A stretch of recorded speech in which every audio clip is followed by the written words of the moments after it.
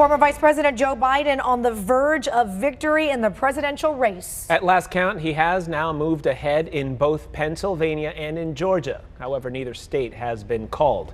Here's where things stand right now. Biden currently with 264 electoral votes, needing only 6 more to win the White House. A win in either Nevada, Georgia, or Pennsylvania will be enough to get him past the 270 mark.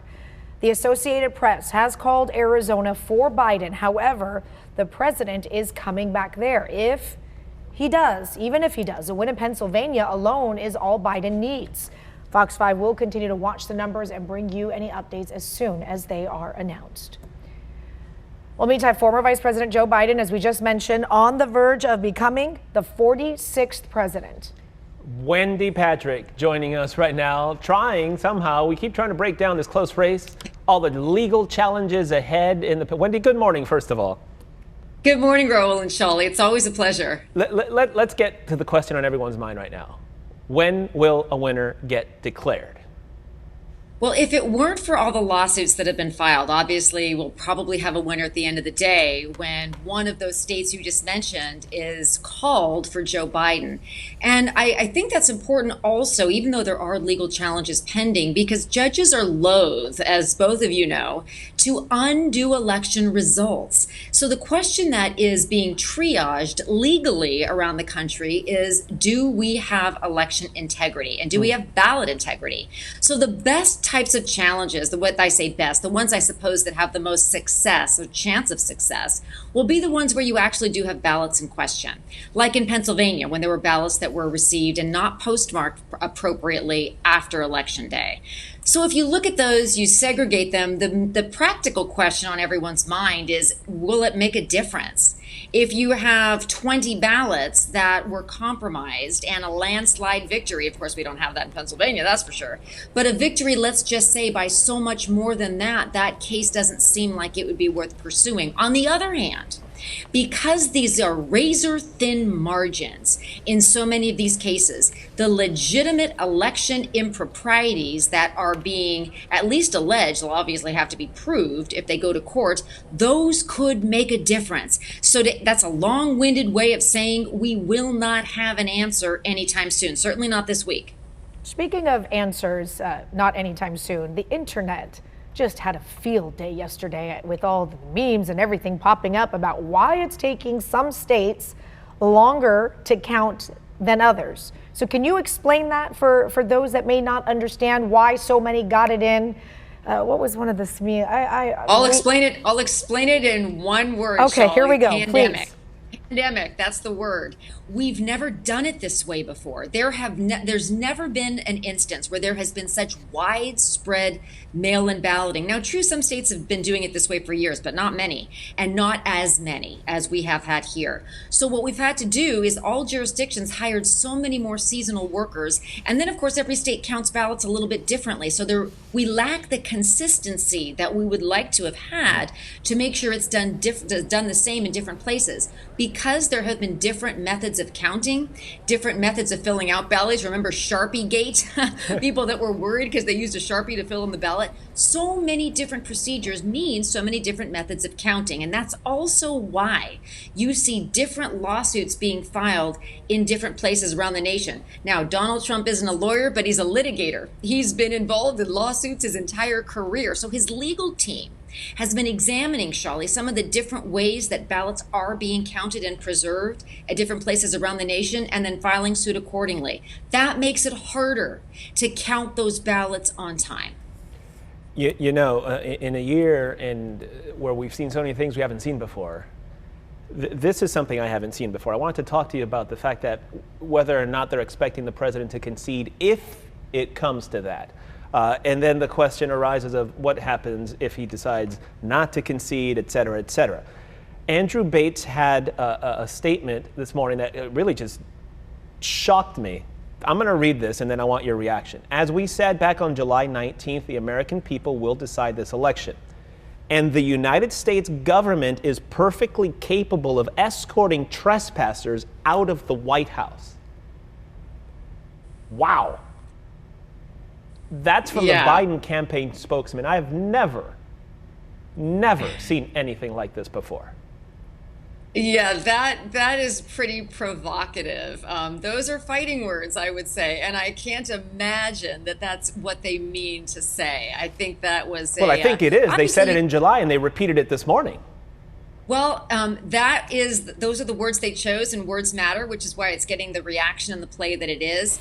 But what I mean is, I can't imagine they're going to do a forceful extraction of the president from the Oval Office when on January the 20th. Obviously, that's not going to happen. Okay, so they know that as much as Donald Trump, and being the president now, likes to say, he's not going to leave unless it's legitimate. He's also never said that he wouldn't. He's also basically said he's going to fight this out in the courtroom, not refuse to leave the White House. But the fact that we're even talking about this, Raul, because we see this statement being circulated and proactively advanced again today is very concerning, because what we don't want to see is a non-peaceful transfer of power. And so that is why so many people have their eyes focused on those dates in December, the dates that the Electoral College has to release the results. December 14th is really the big one. So on December 14th, at the very least, God forbid it should take that long, but at the very least, we will have a final vote tally. Now, if the president's legal team wants to challenge that, they can. The courts will be open for that reason.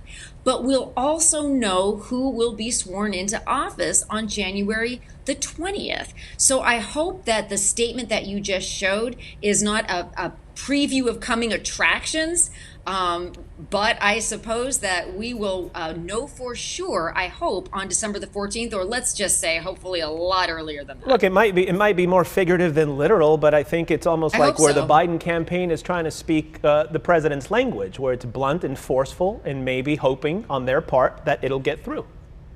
That's an interesting analysis, Raul, because you've seen that others have done the same thing when dealing with the president, is sometimes there's more effective communication when somebody's actually communicating on the same type of a level.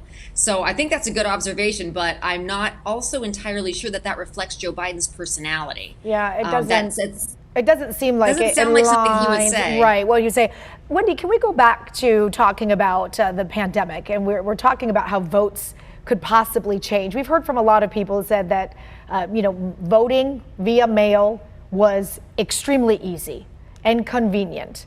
And if this pandemic hasn't taught a lot of people things, it's like, okay, you could be doing things one way for so many years, but look, there are other ways to be able to do that. So they're looking at the possibility, come this moment forward, every election, why not do this? There are some who are saying, Wendy, and I'm curious because it brings me to my question on how things will change election-wise from this point forward, that have set it up, that said that this mail-in ballot and how it was set up by the president created this moment right now, because a lot of the election, the ballots that are changing right now at this moment, they're leaning more Democratic. They're finding out that more Democrats voted by mail and Republicans showing up in person. So I'm just curious to know, what do you say about the whispers that this was all set up so that they can question these mail-in ballots? Well, I don't think it's conspiracy as much as context. Think about who voted absentee this year. Now, I say absentee, and I want to distinguish that from mail-in ballots, because obviously those are two different things. I mean, the president votes absentee. There's a lot more measures of verifying signatures. You have to ask for the ballot. But as far as people choosing this time around to mail in their ballots, a lot of that had to do with people being afraid of COVID and not wanting to go to the polls.